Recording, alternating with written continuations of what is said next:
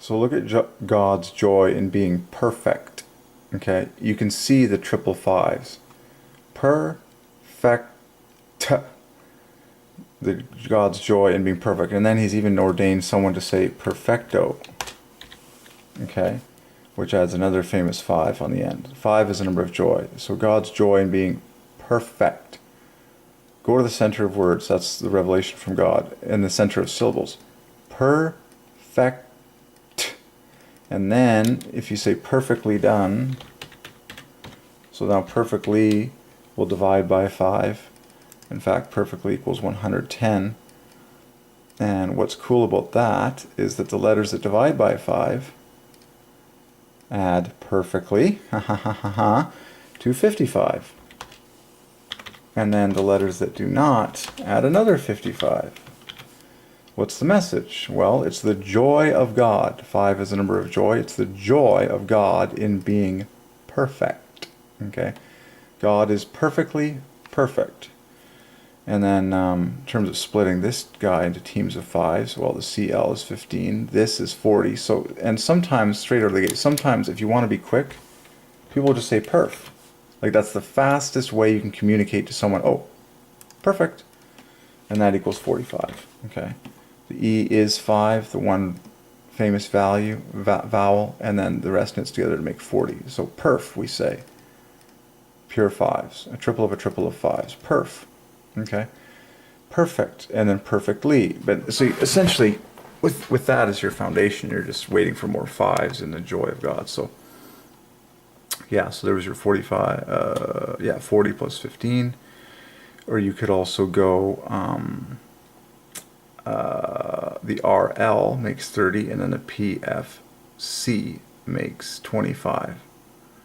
Okay, but that's the most glaring thing. In perfectly, God is perfectly perfect. He's perfectly joyful. He is perfect joy. So it's very fitting that we study the word perfect and notice the 5s, because 5 is the number of joy. Okay. Cool. Wonderful. And then perfectly genius. Very nice. You can talk about perfection and all that stuff, but you start with the obvious, okay? The 5s there, yeah. Perfecto, okay. Perfect equals number, by the way. The word perfect parallels Father overall. Perfectly. It's Father plus 15. And it's got the 3 plus 2 is the 1 plus 1. The rest of the letters divide by 3. The word perfect, Jesus said, ye therefore shall be perfect, even as your Father who is in heaven is perfect. Okay, so the word perfect in its entirety parallels Father. And then if you talk about perfection, that will end in Father, the great shun. But the 5s are irresistible to point out and preach on, because 5 is the number of joy. God's joy in being perfectly perfect at all times. Okay, his speech is perfect. Words are perfect, which is why we study words. Okay. Cool. Another word comes to mind is exactly. Perfectly, exactly. Okay, exactly is loaded with 5s. Exact. This is so obvious, and in fact you get more hints about perfectly by looking at the word exactly. XA is 25. Okay, bang. And then this CL adds your 15.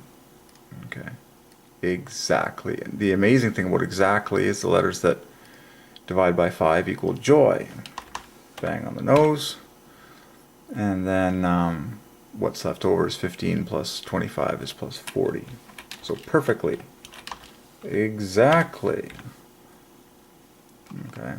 But it's the 5s. Perfect. I mean, all the vowels in perfect are 5. God's joy in being perfect. And then ends in the T, which is a multiple of 5. Okay. And then God has ordained people to say perfecto, because that adds more 5s. Or we say perfectly done, and that adds the highest 5, which is Y. Okay. Perfecto, perfect. The joy of being perfect. And everyone knows that when you get a perfect score on the test, it's joy. The joy of being perfect, okay? Even the word score ends in 5. Okay, you're always paying NS has the 5 for a vowel. Like it's just obvious. Everyone wants a perfect score. People say you get 100%. The word percent is just like the word perfect with the 2 E's. Okay, the joy of being perfect. It's the number 5. So perfect is so closely related to the word percent. Say you got 100%, a perfect score. Isn't that glaring? Okay, so but it's the number 5, the joy of being perfect.